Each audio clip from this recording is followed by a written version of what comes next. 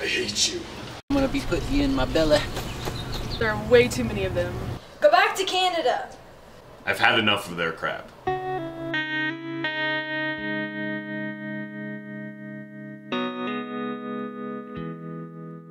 Hello and welcome to Fort Collins Geese, an in-depth look at the persecution that these beautiful animals face. As Gandhi once said, you can judge a society by the way it treats its animals. In the next few minutes, we will explore the origins, proliferation, and sustainment of this often overlooked issue. However, before we can begin to delve into the causes of this issue, we must first understand how the geese came to be here in Fort Collins. Historically, there really weren't any Canada geese in northeastern Colorado, very, very few. And southeastern Colorado was more the goose capital of Colorado.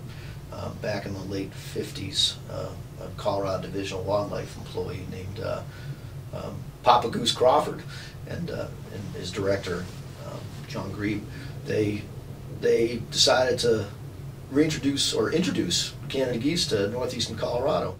In fact, it was right here at College Lake where Papa Goose Crawford released the first 40 Canadian geese to Fort Collins. A pair of those geese actually nested, thus beginning the Fort Collins goose population. The geese are here because of humans. So why is it that the humans hate the geese?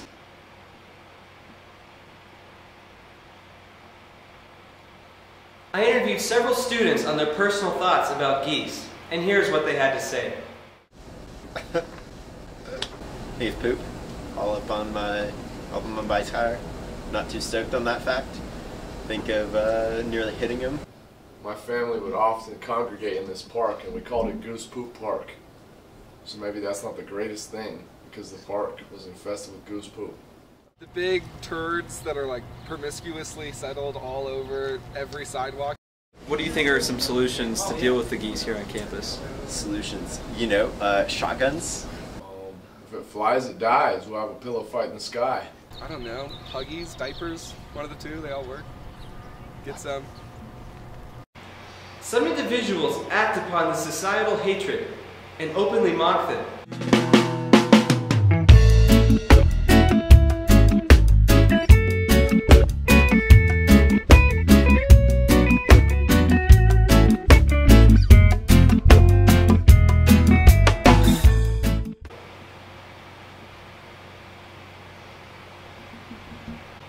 For some geese, this prejudice goes even further.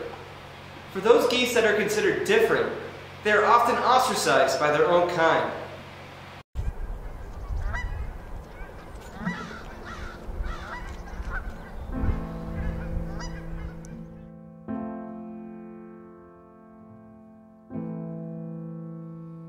It's a sad, sad world.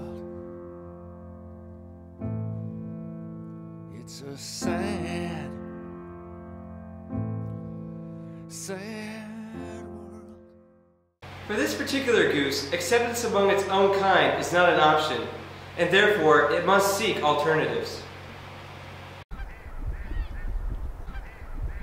Often unsuccessfully. Since the beginning, they've been taunted and tormented just for being who they are, squawking and prancing around. And I think that it's about time for us to take a look at what they really bring to our community. Within the last couple months, people have begun to advocate for these misunderstood creatures in a sort of goose rights movement. I think that the goose rights movement is absolutely as important as past civil rights movements. Some artists have adopted the goose rights movement and have begun to create music with the geese in mind. Locally, hip-hop artist Black Prez has heard the longing call of the geese. Black web feet with the brown on the back, flying in the V with the white chin strap. It's really effective because not only do people like the music, but the geese like it as well.